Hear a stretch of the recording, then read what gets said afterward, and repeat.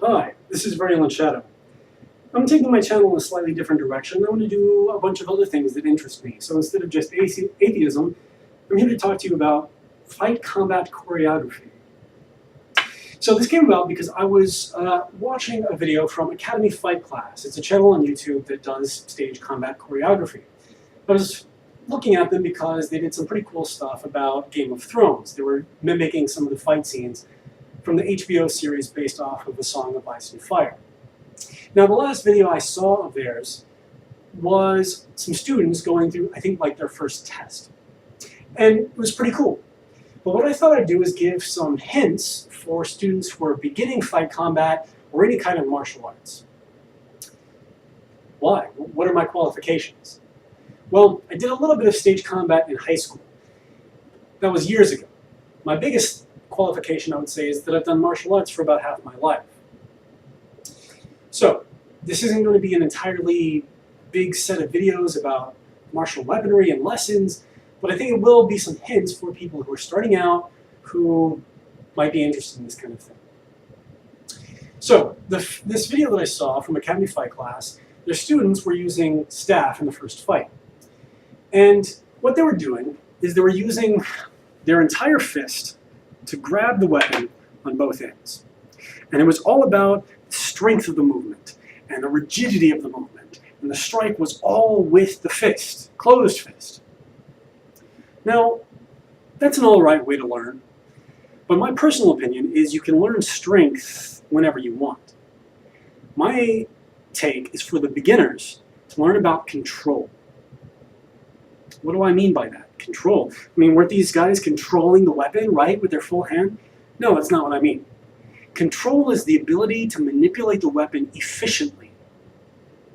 And that's where the practice needs to start. Not with strength and rigidity, but learning the weapon and learning to be able to use the weapon efficiently. So what are some tips to be able to do that? Well, something with staff, which is supposed to be as tall as you are, manipulating this weapon can be a problem.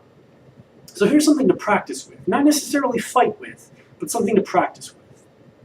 First of all, recognize that your forefinger and your thumb are going to be the two most important weapons in your arsenal. These two fingers can do a whole lot. So, pretend that you actually wanted to spin the staff around your body. Now, if you're using all your fists, watch what happens. This becomes a very rigid, hard movement, and my elbows and my shoulders are going very high. There's a lot of body movement for not a lot of weapon movement. Try this. Use your first two fingers to wrap around the weapon, and your other three straight out. Make it rigid. It's going to put some strain on your hand, but that's just going to make your hand stronger. Now watch what happens when I try to manipulate the weapon that way.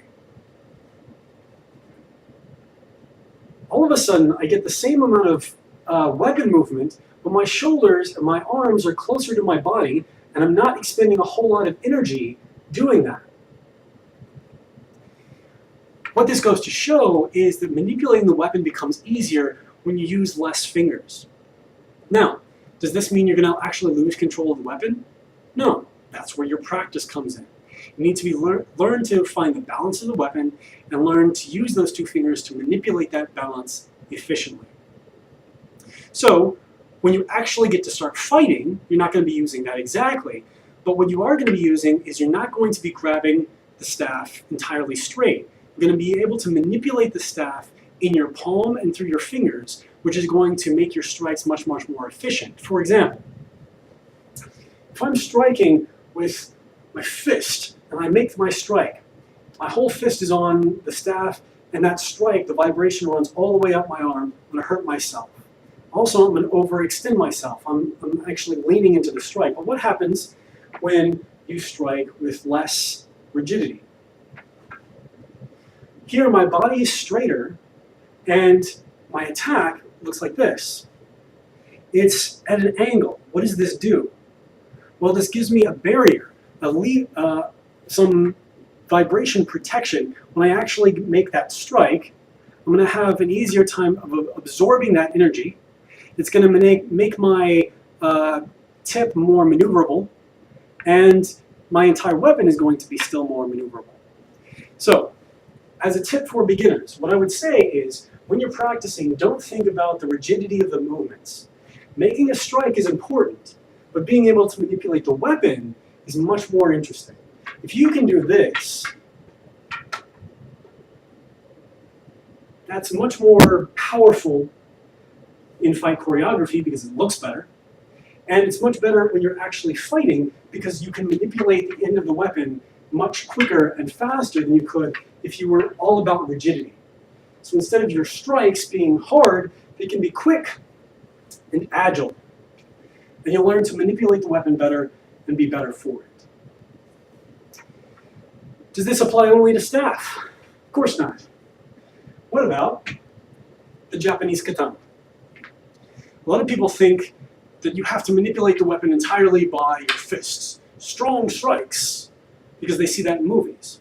Well, again, that's not entirely the case. Use those two fingers to manipulate your strength hand. Your strength hand is going to be the hand that's closest to the blade. And now your directing hand. A lot of people think this one still has to be strong. It doesn't. In fact, I would say this control hand should be the loosest of this. Make this into almost a pivot, where you can use this to control where the weapon goes while still delivering speed to it. And when you learn to let the weapon go a little bit in your hand, manipulate it with your palm and these two fingers, then you're going to develop a lot more strength, speed, and agility with the weapon.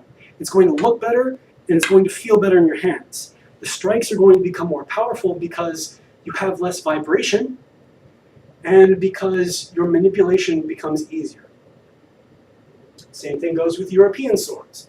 This is a rather crappy short sword that I have. Again, this crossguard is meant to protect your hand, but it can also be used as a balance manipulator. If you use your finger to manipulate the balance of the weapon, you can use the weapon instead of having to hack and slash with it. European swords are just as maneuverable, if not more so, than katanas. You just have to learn how the manipulation goes.